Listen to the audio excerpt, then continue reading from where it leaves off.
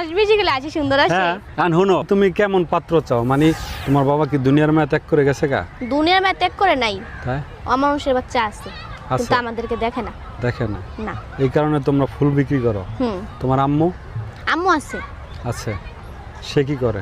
আম্মু বাসায় থাকে। তো সব মিলে তোমরা, তোমাদের হাসির পিছনেও কিছু না কিছু থাকে, এটা হলো তোমাদের এই হাসির পিছনে কষ্ট লুকায় থাকি।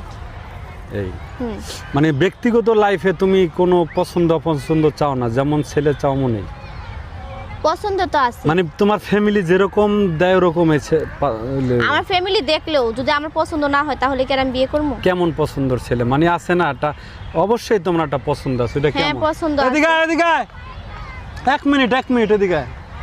কেমন ছেলে চাও? আমার মনের মতন হইব। মানে মনের মতো কেমন? মনের মতো সবসময় আমার পাশে থাকবো, আমার সাথে থাকবো, আমার সব বিপদে আপদে আমাকে সাহায্য করব, সবসময় আমার কষ্টটাকে ভাগ করে নেব, আমাকে বুঝবো। তোর বয়স কত? আমার বয়স জানি না আমি।